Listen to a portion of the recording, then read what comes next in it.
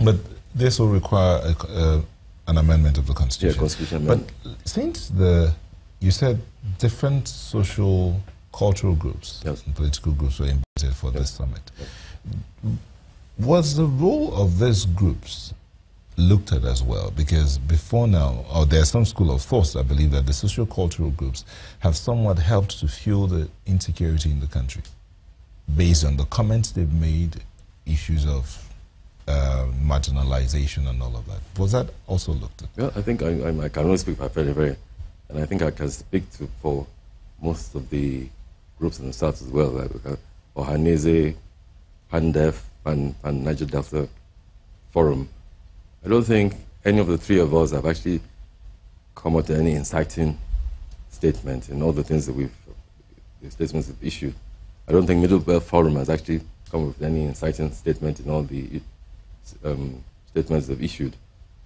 The statements have been a reaction to the hopelessness that we see in the ability of the police, even the army, to deal with security challenges. And consistently, Afenifere has actually been advocating a devolved entity, even from the beginning of this republic. What we were saying today was the position that we made when General Obasanjo was president. So we've been consistent in actually saying that really, to be able to address issues of growing the economy, meeting security challenges, Nigeria is too vast a country to run a unitary system in addressing all these challenges. We have to devolve power. And devolution of power, we can keep on saying, is the antidote to most of the challenges in the polity. You know, some of these issues you mentioned, that's just as you said, is something that several people have talked about severally. But it just almost could sound as though we're repeating ourselves with this kind of matters. But what is it that you think should be done differently? Because even at the National Assembly, some of these things, if it gets there, it fails. What do we do differently? Did you get a sense that the right people were thinking with a view to us making a difference this time? Well, unless it was just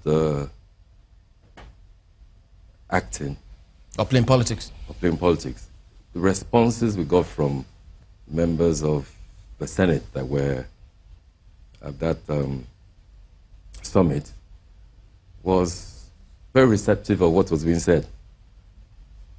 It appears, and really I can't really speak for them, but it appears from the responses and the questions that we're asking, it appears as if they are prepared to propose amendments that will affect levels of devolution that will meet some of the challenges. Issues of state police, issues of concurrent powers for both the state and the federal legislature to legislate on policing. So let's see what happens. Because I'm also thinking about the imbalance, the representation in the National Assembly. Many always say, look, this is skewed. So a certain group feel, well, we're dominant. We don't necessarily agree with state policing. How is that going to pass? Well, see, there's no doubt that you need local intelligence to be able to effectively police any catchment area, any group of people. You need local intelligence. And local intelligence requires your devolving the ability of those at that level to be able to take operational decisions on how to address security challenges.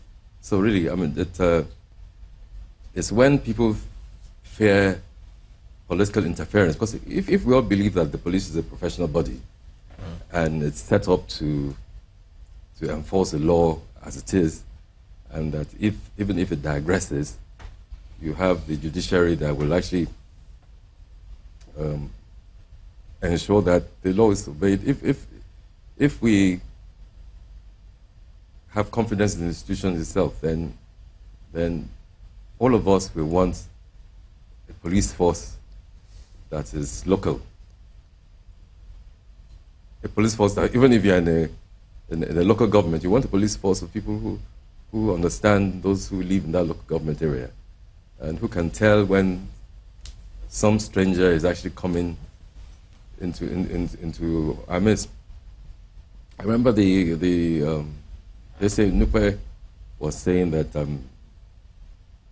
when, I mean, it's a traditional king, I mean, he was saying that he could remember that when he was growing up, that the police in his own neighborhood knew all those who were there, and if a stranger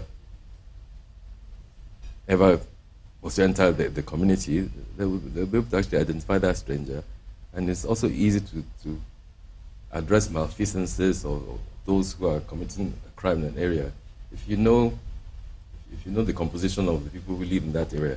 So there's no doubt that we need to change our security architecture, and changing that security architecture requires devolution of power.